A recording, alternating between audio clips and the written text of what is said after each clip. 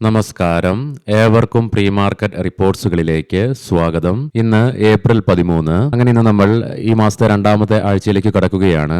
നാളെ അംബേദ്കർ ജയന്തിയോടനുബന്ധിച്ച് ഇന്ത്യൻ മാർക്കറ്റിന് അവധിയായതിനാൽ തന്നെ ഇന്നാണ് നിഫ്റ്റിയുടെ വീക്ക്ലി എക്സ്പയറിയും ആയതിനാൽ തന്നെ നമ്മൾ ഇന്ന് മാർക്കറ്റിൽ വോൾട്ടാലിറ്റിയും എക്സ്പെക്ട് ചെയ്യേണ്ടതായിട്ട് വരും. മാർക്കറ്റിലേക്ക് വന്നു കഴിയുമ്പോൾ വെള്ളിയാഴ്ച നമ്മുടെ മാർക്കറ്റ് അടയ്ക്കുമ്പോൾ ലോകമാകമാനം വലിയ പ്രതീക്ഷയോടുകൂടി തന്നെ ഉറ്റുനോക്കിക്കൊണ്ടിരുന്ന US ഇറാൻ സമാധാന ചർച്ചകൾ പരാജയപ്പെടുകയുണ്ടായി.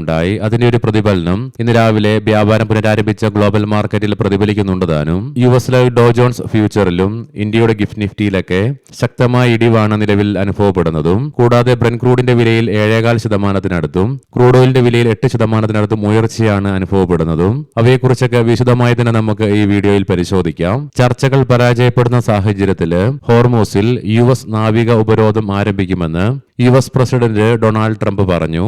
കൂടാതെ ഇറാനെ അവസാനിപ്പിക്കുമെന്നുള്ള ഭീഷണിയും അദ്ദേഹം മുഴക്കുകയും ചെയ്തു. അദ്ദേഹത്തിന്റെ ഭീഷണികളൊക്കെ നമ്മൾ നോക്കിക്കാണേണ്ടതായിട്ടുണ്ട്. ഏത് നിമിഷം വേണമെങ്കിലും ഈ ഭീഷണികൾ പിൻവലിച്ചുകൊണ്ട് പുതിയ സ്റ്റേറ്റ്മെന്റ്സും അദ്ദേഹത്തിന്റെ ഭാഗത്ത് നിന്ന് വരികയും ചെയ്യാം. എന്നാൽ ഇന്നലെ പാകിസ്ഥാനിലെ ഇസ്ലാമാബാദിൽ നടന്ന സമാധാന ചർച്ചകൾ പരാജയപ്പെട്ടതിനെ തുടർന്ന് ട്രംപിന്റെ ഭാഗത്ത് നിന്നും പുതിയ ആരോപണം വന്നു. അതായത് ചൈനയാണ് ആയുധങ്ങൾ നൽകിക്കൊണ്ട് ഇറാനെ സഹായിക്കുന്നു എന്നുള്ള ആരോപണമാണ് അദ്ദേഹം നടത്തുകയും ചെയ്തത്. ഇതിനെ തുടർന്ന് ചൈന ഈ രീതി പിന്തുടരുകയാണെങ്കിൽ 50% താരിഫ് ചൈനയ്ക്ക് അഡീഷണൽ ആയിട്ട് ഏർപ്പെടുത്തുമെന്നുള്ള പ്രഖ്യാപനം അദ്ദേഹം നടത്തുകയും ചെയ്തു. വെസ്റ്റ് ഏഷ്യയുമായി ബന്ധപ്പെട്ടുള്ള അപ്ഡേറ്റ്സ് പ്രത്യേകമായി എടുത്ത് പറയേണ്ട ആവശ്യമില്ല. പലവിധ മാധ്യമങ്ങൾ വഴി ഈ വീക്കെൻഡിൽ നിങ്ങൾ അറിഞ്ഞിട്ടുമുണ്ടാകും. എങ്കിലും ഇന്ന് നമ്മൾ മാർക്കറ്റിൽ വളരെ കെയർഫുൾ ആയിരിക്കണം.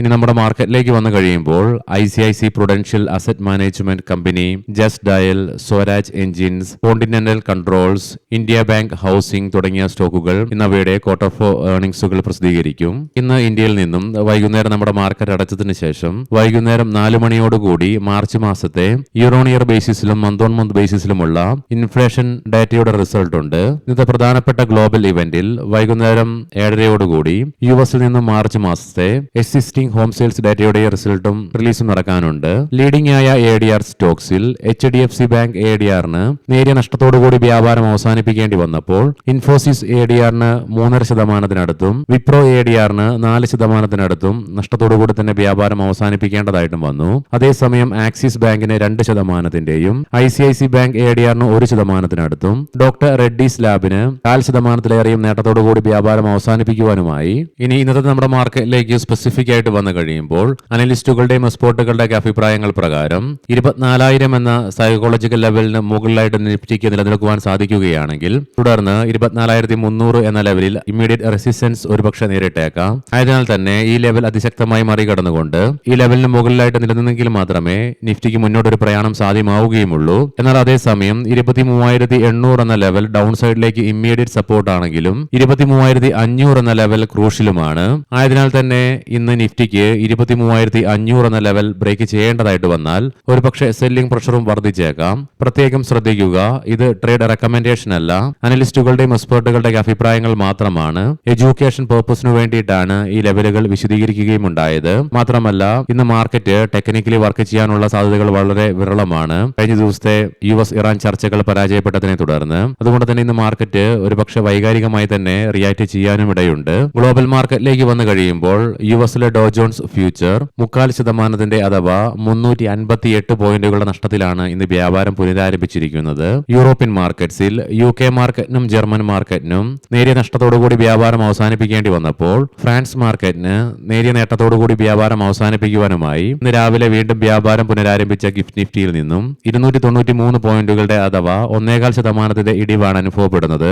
ആയതിനാൽ തന്നെ ഇന്ന് മാർക്കറ്റ് ഓപ്പൺ ആയി വരുമ്പോഴേക്കും വീണ്ടും ലെവലുകൾ ഒരുപക്ഷെ മാറിമറിയാനും ഇടയുണ്ട്. ആയതിനാൽ തന്നെ ശക്തമായ ഒരു ഗ്യാപ് ഡൗൺ ഓപ്പണിംഗ് ഇന്ന് എക്സ്പെക്ട് ചെയ്യുവാനായിട്ട് സാധിക്കുമെങ്കിലും ഇന്നത്തെ ഓപ്പണിംഗ് റേഞ്ച് കണ്ടു തന്നെ അറിയേണ്ടിയിരിക്കുന്നു. ഏഷ്യൻ മാർക്കറ്റ്സിൽ ജപ്പാൻ മാർക്കറ്റ് 355 പോയിന്റുകളുടെ അഥവാ 0.62%, കൊറിയൻ മാർക്കറ്റ് 0.25% നഷ്ടത്തോടുകൂടി തന്നെയാണ് ഇന്ന് വ്യാപാരം ആരംഭിച്ചിരിക്കുന്നതും. ബ്രെന്റ് ക്രൂഡിന്റെയും ക്രൂഡ് ഓയിലിന്റെ വിലയിൽ മുൻപ് നമ്മൾ കണ്ട പോലെ തന്നെ ശക്തമായ ഉയർച്ച തന്നെയാണ് അനുഭവപ്പെടുന്നത്. തൽഫലമായി ബ്രെന്റ് ക്രൂഡിന്റെയും ക്രൂഡ് ഓയിലിന്റെ വില 100 എന്ന സൈക്കോളജിക്കൽ ലെവൽ മറികടക്കുകയും ചെയ്തു. ബ്രെന്റ് ക്രൂഡിന്റെ വില $101.64 പെർ ബാരൽ എന്ന നിലയിലായിട്ടും ക്രൂഡ് ഓയിലിന്റെ വില $104.22 പെർ ബാരൽ എന്ന നിലയിലുമായിട്ടാണ് വ്യാപാരം നടന്നുകൊണ്ടിരിക്കുന്നതും. ഇനി നമുക്ക് സ്പെസിഫിക് ആയിട്ട് നിഫ്റ്റിയുടെയും ബാങ്ക് നിഫ്റ്റിയുടെയും ടെക്നിക്സുകൾ പരിശോധിക്കാം. നിഫ്റ്റിയുടെ PCR 0.17 എന്ന നിലയിലും മാക്സ് പെയിൻ 23,950 എന്ന ലെവലിലുമായിട്ടാണ് നിലകൊള്ളുന്നത്. വെള്ളിയാഴ്ചയും തുടരുവാനായ നേട്ടത്തിന്റെ ഫലമായിട്ട് നിഫ്റ്റിക്ക് അതിന്റെ ഷോർട്ട് ടൈം മൂവിംഗ് ആവറേജുകളുടെ മുകളിലായിട്ടും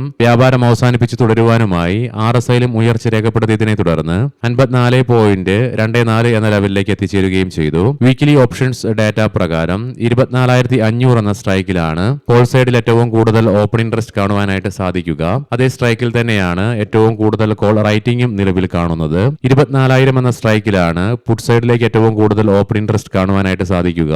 അതേ സ്ട്രൈക്കിൽ തന്നെയാണ് ഏറ്റവും കൂടുതൽ പുട്ട് റൈറ്റിംഗും നിലവിൽ കാണുന്നത്. ബാങ്ക് നിഫ്റ്റിയുടെ PCR 0.83 എന്ന നിലയിലും മാക്സ് പെയിൻ 55,500 എന്ന ലെവലിലുമായിട്ടാണ് നിലകൊള്ളുന്നതും. ബാങ്ക് നിഫ്റ്റിക്കും നിഫ്റ്റിയുടേതുപോലെ തന്നെ അതിന്റെ ഷോർട്ട് ടൈം മൂവിംഗ് ആവറേജുകളുടെ മുകളിലായിട്ട് വ്യാപാരം അവസാനിപ്പിച്ച് തുടരുവാനുമായി മന്ത്ലി ഓപ്ഷൻസ് ഡാറ്റ പ്രകാരം 57,000 എന്ന സ്ട്രൈക്കിലാണ് കോൾ സൈഡിൽ ഏറ്റവും കൂടുതൽ ഓപ്പൺ ഇൻട്രസ്റ്റ് കാണുവാനായിട്ട് സാധിക്കുക. അതേസമയം 57,500 എന്ന സ്ട്രൈക്കിലാണ് ഏറ്റവും കൂടുതൽ കോൾ റൈറ്റിംഗും കാണുക.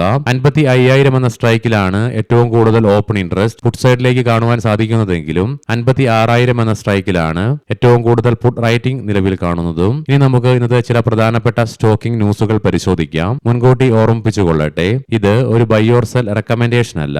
Mahindra and Mahindra monthly business അപ്ഡേറ്റില് മാർച്ച് മാസത്തെ ബിസിനസ് അപ്ഡേറ്റില് ഇയർ ഓൺ ഇയർ ബേസിസില് സെയിൽസ് വോളിയത്തില് 22.36% വളർച്ച രേഖപ്പെടുത്തിയപ്പോൾ എക്സ്പോർട്സ് വോളിയത്തില് 6.6% ഇടിവും രേഖപ്പെടുത്തി. അതേസമയം പ്രൊഡക്ഷൻ വോളിയത്തില് 13.24% ഉയർച്ചയും രേഖപ്പെടുത്തി. ലാർസൻ ആൻഡ് ടർബോ കമ്പനിയുടെ അനുബന്ധ സ്ഥാപനമായ L&T റിയാലിറ്റി പ്രോപ്പർട്ടീസ് ഇന്റർനാഷണൽ ഗ്രീൻസ്കേപ്സിന്റെ 100% ഓഹരികൾ ഏറ്റെടുത്തു. സ്വിഗ്ഗി കമ്പനിയുടെ സഹസ്ഥാപകനായ ലക്ഷ്മി നന്ദൻ റെഡ്ഡി മുഴുവൻ സമയ ഡയറക്ടർ സ്ഥാനം രാജിവെച്ചു. എൻവിഡിയോ infra energies Swachh Maharashtra mission ഡയറക്ടറേറ്റിൽ നിന്ന് 972.2 കോടി രൂപയുടെ പ്രൊജക്ടുകൾ കമ്പനിക്ക് ലഭിച്ചു.